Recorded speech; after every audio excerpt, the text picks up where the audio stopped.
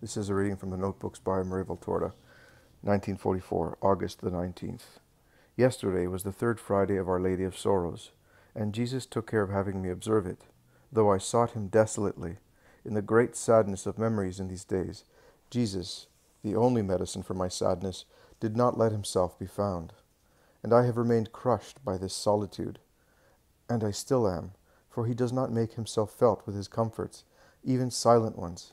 And as soon as I am alone, I again savor the atrocious taste of my chalice last April, beginning on April 9th. Jesus responds to my sadness with Psalm 22 in the first book of Psalms, Psalm 23 in the current Bible. He has me read it and says to me, "See yourself in the little lamb loved by the shepherd. I have done everything said in the psalm for you." Yes, it is true. And I too can say, "How beautiful my intoxicating chalice is.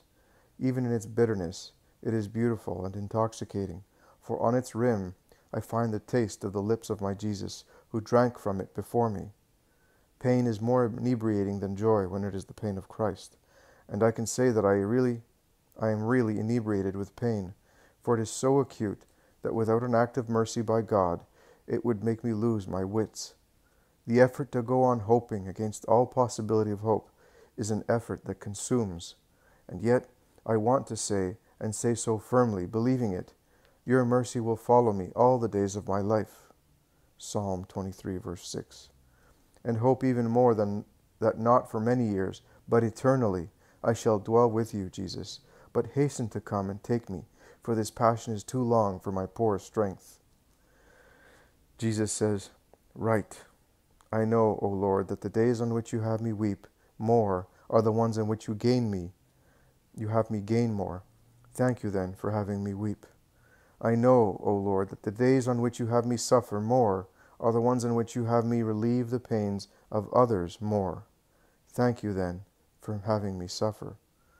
I know, O Lord, that the days on which you have me agonize more because you conceal yourself are the ones on which you go to my poor brother who is lost. Thank you then for this agony. I know, O Lord, that the days on which you leave upon me the bitter wave of desolation, which already tastes like the salt of despair, are the ones on which I restore a despairing brother to you. Thank you then for this bitter wave. I know, O Lord, that the darkness making me blind, the hunger making me languish, and the thirst making me die, for your sake, because of you, serves to give you light, fount, and food back to those dying of all deaths. Thank you then for my darkness, my hunger, and my thirst. I know, O Lord, that my spiritual deaths on your cross are resurrections, and as many other deaths for your cross. Thank you then for having me die. Because I believe, Lord, that everything you do to me is for my good, for a good end, for the glory of God, the supreme good. Because I believe I will recover all of this when seeing you removes the memory of all the pain undergone. Because I believe that my joy will be increased by every act of suffering. Because I believe that joy will be adorned with the names of those I have saved with my suffering. Because I believe that for the victims there is not justice, but only love.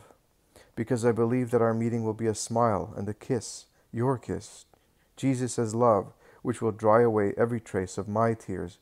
Because I believe all of this, I thank you for my numberless thorns, and love you with multiplied love. You have given me not Mary's part, which is the better one, but your own, which is the perfect part, pain. Thank you, Jesus. You must say this not with your lips, but with your spirit, convinced of this truth, told to you by the one who is truth. If, to make a more beautiful eternal future for you, I had known something less painful, I would have chosen it for you, because I love you. But there is none. I have given it to you, then, for a reason of infinite love. Every tear shed with constant adherence to the wishes of God, every tear shed with love for the one who asks you for it, and every tear you are capable of offering is adorned with the name of a work or a creature that the one who weeps accomplishes or leads to salvation. Weeping is not a sin. It is a tribute to our condition. I say our, because your God was a man and wept, and Mary, free from wretchedness because of her immaculateness, wept, because as the co-redeemer she had to live through pain. Although she was not deserving of it, the man and the woman wept. You too can weep, a soul clasped by God, but not divine and not immaculate. The essential part is to be able to weep without turning weeping into sin. That is, without acrimony, and to be able to do so by turning weeping into a coin, to ransom the slaves that Satan holds bound in his galley. Save, and do not fear. God is with you.